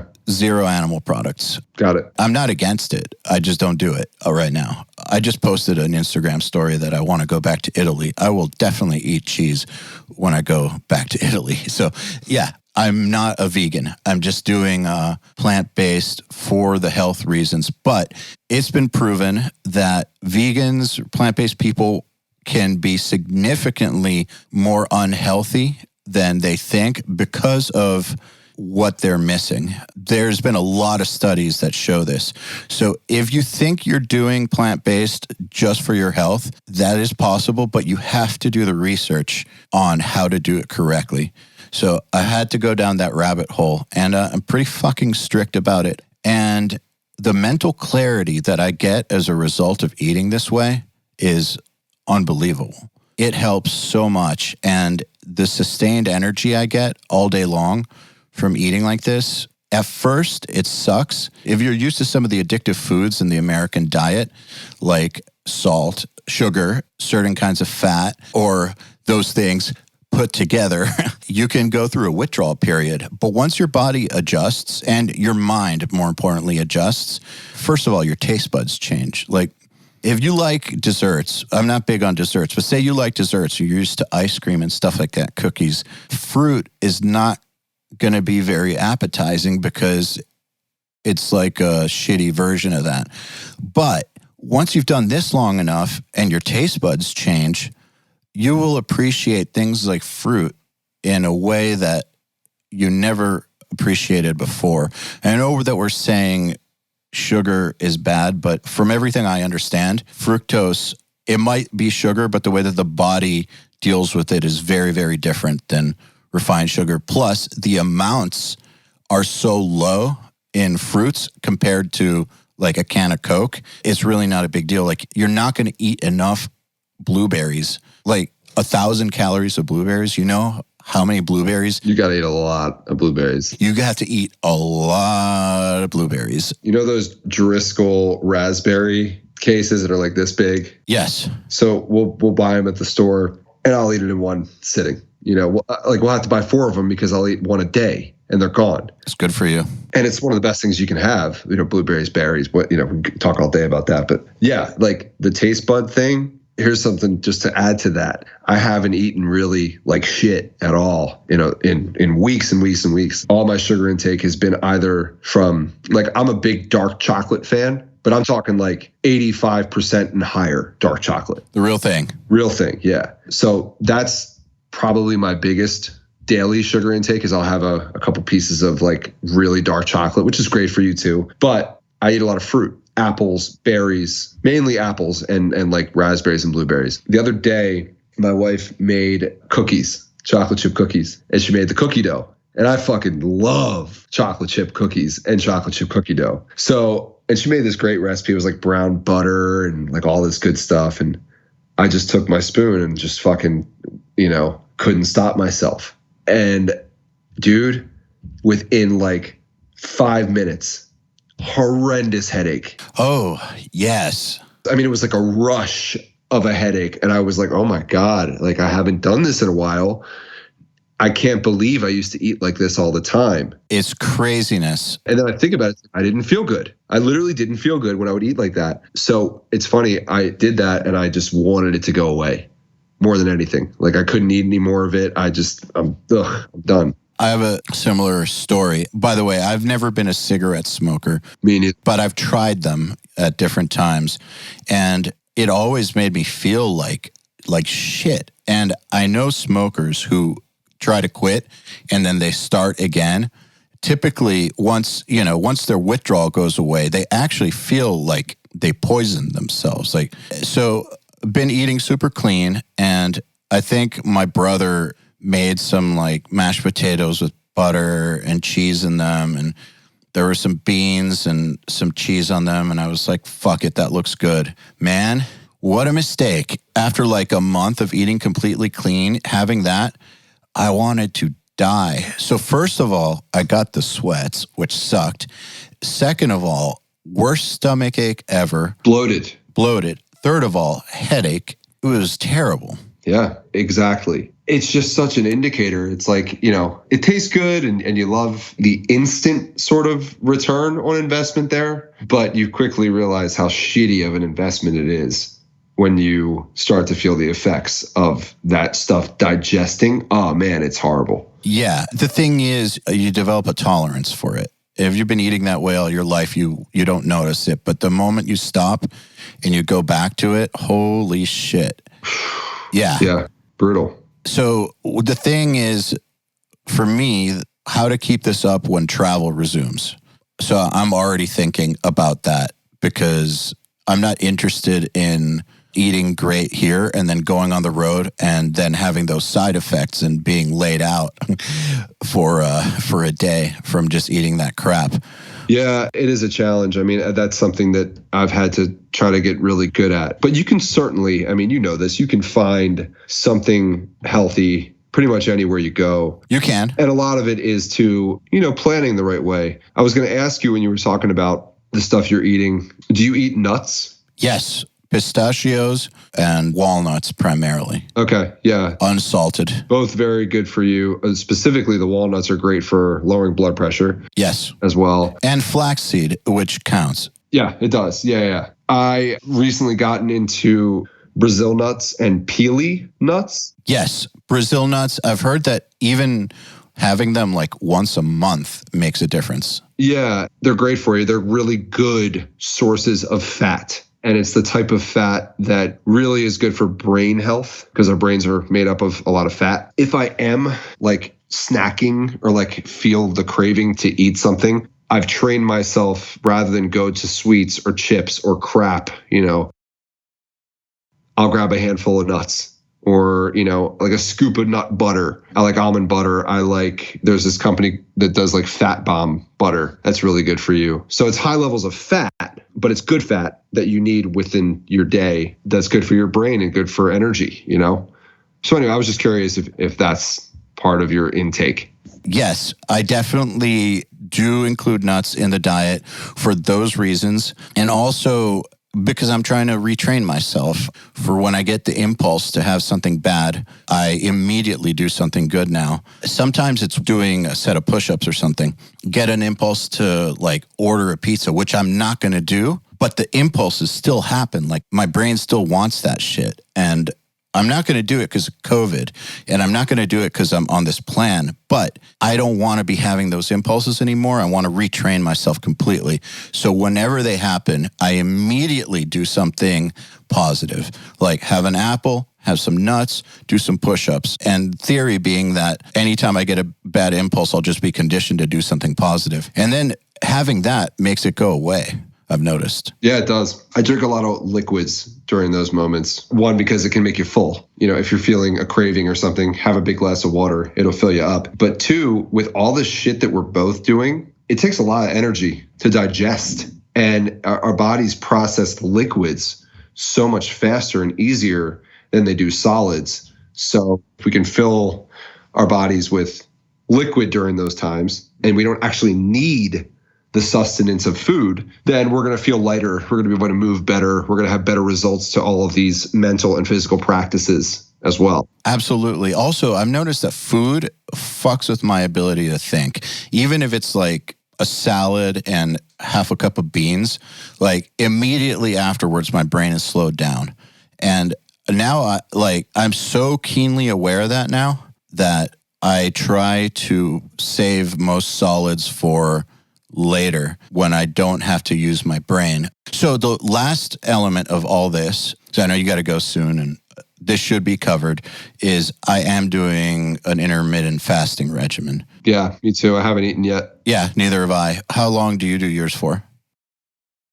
Depends on the day, but like today, it'll probably be like between 17 to 18 hours. Nice. Very nice. I think I finished eating last night at like 9, maybe. I had my last bite of something. So it'll be 18 today because I probably won't eat until 3 o'clock. So just about 18 hours or so. Do you find that working out interferes with that at all? No. Well, hunger-wise or energy-wise? It depends on the workout. Okay. Yeah, it depends on the workout. With my current schedule, I typically do my workouts later in the day after I've eaten something. So like I'll eat at 3, let's say. I'll do my workout around 4 or 4:30. Same here. Exactly that. This is why I do the P90X at night. Yeah. You need the calories. You need the energy. Unless you're going to do it right when you wake up. But that's... No, but then I'll need to eat right after. Exactly. It's very hard to do that. Yeah, I can't do P90X and then go 4 hours without eating. Like that is not going to work. I can do an hour of cardio though and not eat. It's better to do the cardio on an empty stomach. Like if I'm going to do the bike or battle ropes or even like 200 burpees, I'd prefer to do that fasted on an empty stomach. Yeah, same here. But yeah, when you're like, if I'm going to do like a heavy kettlebell routine or something like that, or lifting weights or anything where it's like a serious expenditure of energy, I like to have good food in my stomach. So like, for example, when I do eat, I'll make a bowl with a little bit of brown rice at the bottom, avocado, eggs, any vegetables that are left over from dinner last night, I'll throw in there. The worst thing I'll put on it is some hot sauce, and that's it. Oh, man. Risky. Really walking the line there. Nah, I ate a lot of pepper. I ate a lot of jalapenos. I ate a lot of really spicy stuff. I just enjoy it. And there's health benefits to that as well. That's what I'll break my fast with. And I try not to overdo it because you don't want to feel like weighted down. Which will happen. Yeah. But that'll be my biggest meal. And then for dinner, it's something different, but like we try to eat really healthy. A normal dinner during this whole experience that, my wife is a great cook. Like the other night, she did like a lean ground beef burger patty, like 90-10 in terms of the fat content. We'll do that. We'll put it over a little bit of brown rice with, usually it's like a vegetable medley of like cauliflower, onions, Brussels sprouts, and maybe broccoli or something, right? Yeah. And that's it. And it's just all whole food. There's no refined carbohydrates, no refined sugar, no extra salt. That's great. No crap. The only bad stuff on any of this is if you put sauce on it. And even like sriracha. Sriracha's okay.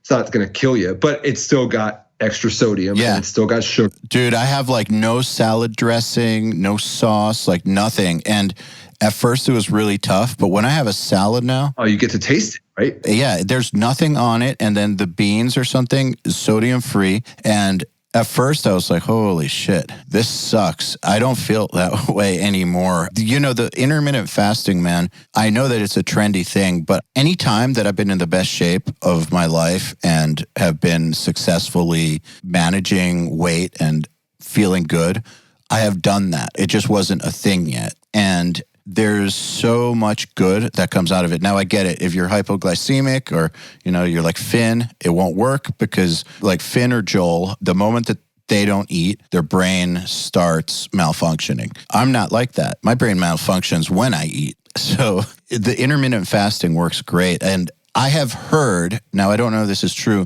that if you do extended fasts, it's not compatible with keeping your immune system strong in these times. So I'm not doing the 36-hour or the 58-hour fasts, but I was doing those last year, and I love them. The thing that they say about your hunger going away is true. Once you get past those first 36 hours, I don't know how long you've done it for, but like something happens where, I don't know, like your energy comes back and you don't need the food. It's craziness. Yeah, it's definitely not ideal during this time. To your point, it's not good for your immune system in a situation like this to be deprived of nutrients. It's just not good. So yeah, don't do that. But it's funny. I don't know if you follow this person, but I'm a fan of another doctor, Peter Attia. Yes, absolutely. I love him. He kind of brought back this whole thing from Sunday night to Monday night is the only like major fast he does aside from like, maybe 12 to 18 hours on a daily basis. But he'll finish dinner at, 6 or 7 p.m. on Sunday, and he will fast through Monday night or, Monday dinner.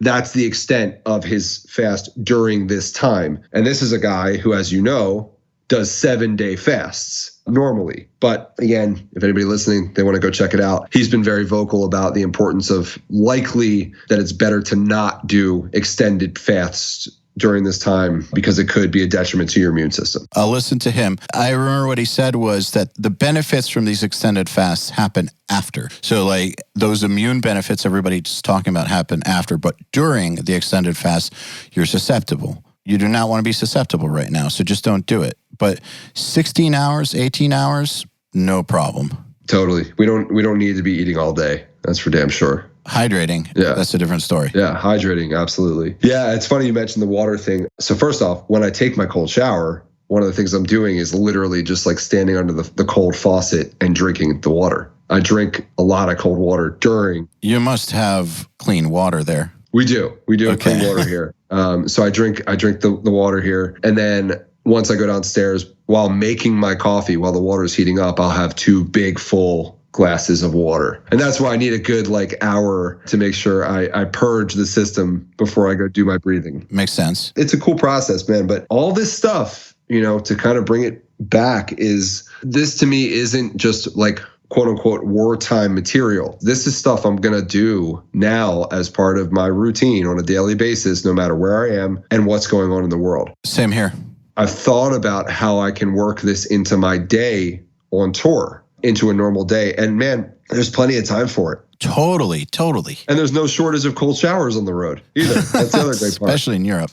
Yeah. Oh yeah. Especially in Europe. But I mean, there's plenty of time to do this stuff. And maybe I'm not doing the full extent, but there's definitely time to do the minimal viable dose of all of these things. Yes, there's a maintenance level you can sustain. I've been thinking about this too. And it's like when I start thinking about how to sustain it on the road, I'm like, why didn't I just do this already?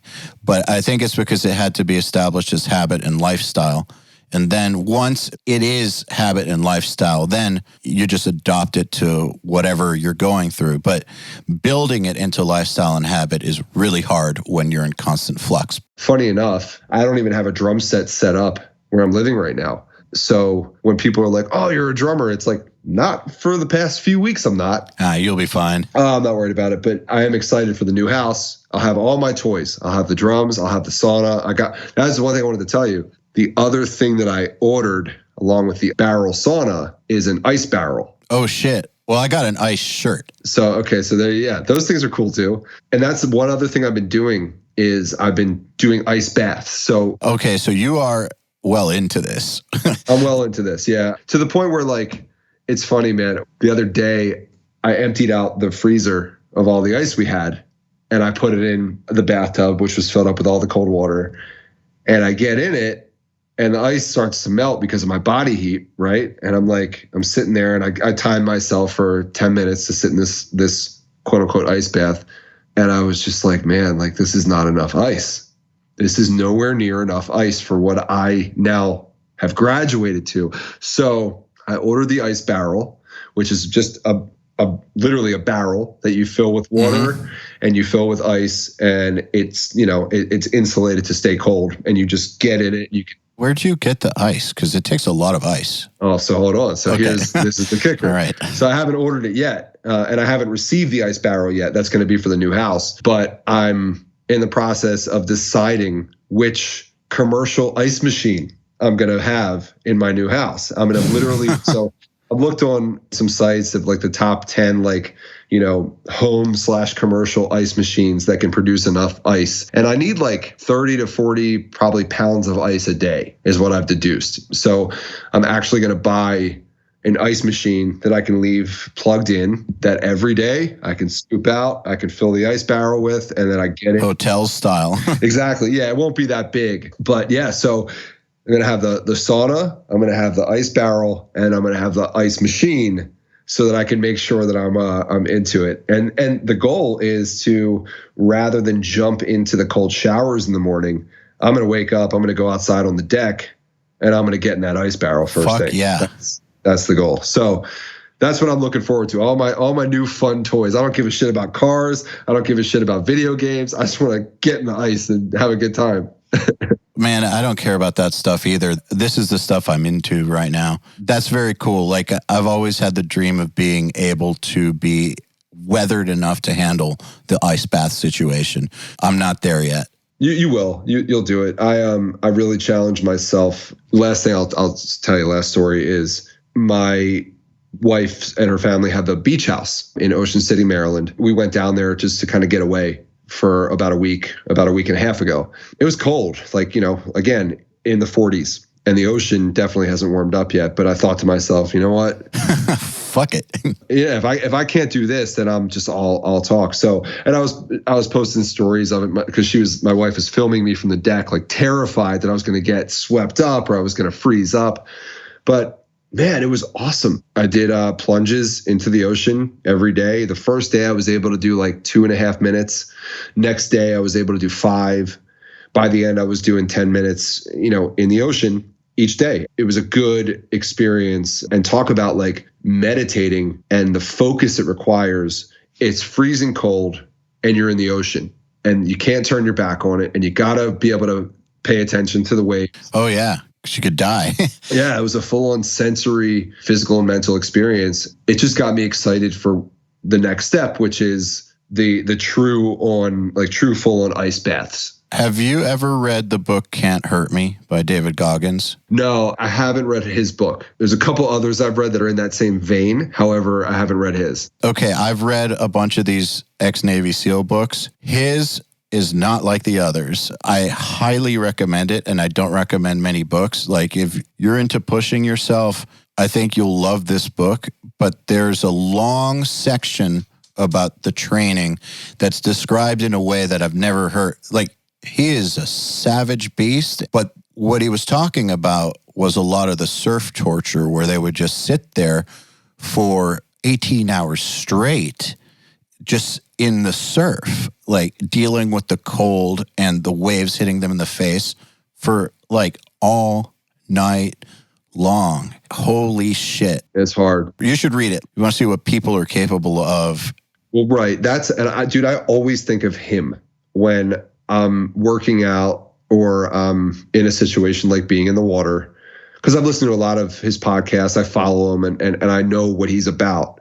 Yeah. Which is that, we are way more capable than we think to accomplish crazy things. And we have to fight against the fight or flight conditioning and essentially create what they call the wedge between the conditioning and what you can cognitively and consciously say, I can do more, So you can do more reps, you can stay in for longer, I'm way into that. So I'll check out that book. Trust me, I normally don't buy the books from these dudes I follow for some reason, but something about him and the name of the book, Can't Hurt Me, is just like... It's a beast, dude. I bet you there's something cool. And I read it in one night. It's fucking awesome. I'll get it. I'll buy it right now. His marathon stories are insane. Actually, get the audiobook version. Okay. Because the audiobook version has a commentary on it. Like, so him and the writer, they'll read the chapter and then they'll talk about it like podcast style.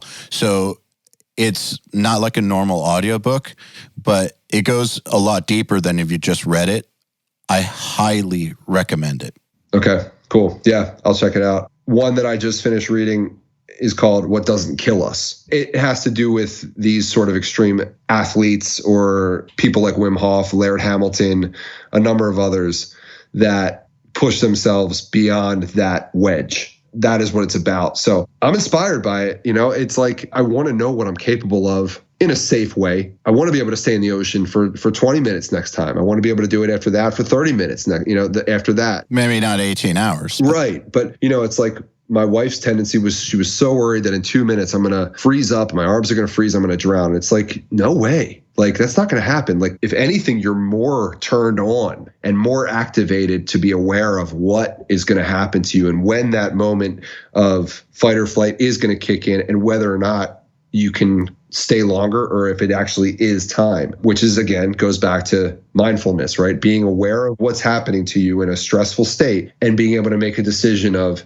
can I withstand this more, or do I need to listen to my body at this point? And you get better and better at doing that over time. Absolutely. It's dumb to be irresponsible with it. That's not cool to be irresponsible. But if you can do it responsibly, it's a really great way to find immense personal achievement that lasts for a long time, like it inspires you for a long time. So I forget who said this, but I really, really do agree with it. Maybe it was Gary Vee. I'm not sure.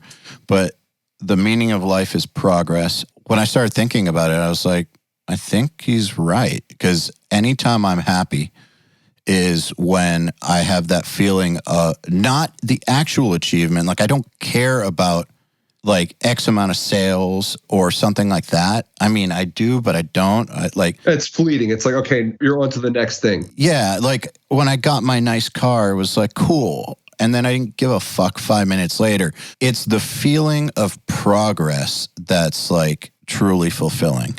Yeah. I love my car and it's fun to do shit with. It's fun to like, mod certain aspects and take pictures and, it's like a fun little toy, but the fulfillment that I get from that pales in comparison to being able to sit through 60 minutes in a hot sauna and actually push yourself to do that when you want to get out at the 35-minute mark or 20-minute mark. It's the feeling of pushing yourself to stay in the shower for 11 minutes instead of 10. Absolutely. It's those things that like when I'm done, I'm like, oh yeah. Like I'll do a dance. I'm so happy that I accomplished that next level. So I don't know. What's cool is that all of these things can be done without any material possessions for the most part. Correct. And it might not be cold or it might not be sauna, but it could be push-ups or it could be breath work or meditation, which all allow you to be able to accomplish or reach that same kind of feeling and result, Yeah. If you can't afford the personal sauna, don't worry. Like there's a variation of all this stuff that you can do. It's interesting. Like this type of fulfillment is not something you can buy your way into. It's all in your choices and what you dedicate yourself to. And the beauty of it is that you don't really need anything for it. Now is the perfect time to develop those habits, just to bring this full circle. Yeah. So just stay safe, everybody, and wash your hands and be smart and just avoid the COVID. Yeah. You don't want that shit. No. And dude, I had no idea that you had H1N1. I can't imagine. And really, I mean, what you went through is the same exact progression of symptoms and experiences that people with this disease are experiencing. Yeah, dude, I was in the hospital for like 11 days. Oh my God, man. Yeah. Quarantined, like where they were dealing with me with like the hazmat suits and... Were you more overweight at that time? Less. Okay, got it. Like, I mean, I've lost a ton now, but I was definitely in pretty good shape. Like I was on tour. Okay, and stuff. got it. I was 29. This sedentary lifestyle destroyed me. So I'm actually getting back to how I was. But at that point in time, I was maybe 20 pounds overweight or something. I was fine and I was in good shape. And that could have been the thing that actually saved me, saved your life, right? Yes. Which is all the more reason why. It's another reason why to just focus on health and wellness Because, and this is what I thought about, right? This is another reason, if you need a reason why to do this shit every day, even outside of this scenario, you never know when the next pandemic's going to hit. And you don't want to be the person that's like, oh shit, like I had all this time to get healthy and get my act together and get in shape. And now I'm dead. I'm high risk. Yeah. And I say that because I let myself slip over the past probably year or so to some degree, having no idea, like everybody else, that this situation would occur. And I was kicking myself. I was like, dude, I should have eaten better before. I should have thought about my blood pressure more seriously before. I should have done all these things before. And it would have lowered the level of anxiety that I faced. So it's good to do it no matter what. But if you need a reason, realize that a pandemic is very possible again at some point. And this thing isn't going to be over anytime soon. No, in fact, they predict the worst second wave later this year. Right. Exactly. So in words similar to David Goggins, like, this is fucking war. This is get ready for battle, motherfucker. And like, yep. Go figure out what you can work into your routine that gives you that edge. Because that is going to be the difference between somebody who approaches this situation better, smarter, stronger, and with less stress than others out there who aren't prepared. I just want to reiterate, I realize some of the things that we've talked about require financial means, and we're in fortunate positions. But Beachbody.com is $9 a month. Push-ups are free. Cold showers, shit's free. Like breathing, meditation. Yeah. The core of this stuff you can just do. Like, you don't need to buy an elliptical like I did. Like, all that matters is that you understand the importance and you do it. Yeah, burpees are free. Yeah, exactly. And they're hard as fuck. And they suck. Well, thank you. Thank you for having me on, man. I appreciate it. Dude, it's been a pleasure, as always. It's great to catch up with you, too. Yeah, likewise. We should do it more often, for sure. Man, that's the beautiful thing about podcasting. There's no other time that I get to catch up with friends I haven't talked to in ages and actually talk to them for like 2.5 hours or something. Who does that, right? I don't. Except for on podcasts. It's one of my ways of reconnecting with people. So in addition to helping the business. Yeah, absolutely. Cool, man. Awesome. Okay, then. Another URM podcast episode in the bag. Please remember to share our episodes with your friends, as well as post them to your Facebook, Instagram, or any social media you use. Please tag me at EYAL Levy URM Audio. And of course, please tag my guests as well. Till next time, happy mixing. You've been listening to the Unstoppable Recording Machine Podcast. To ask us questions, make suggestions, and interact, visit urm.academy and press the podcast link today.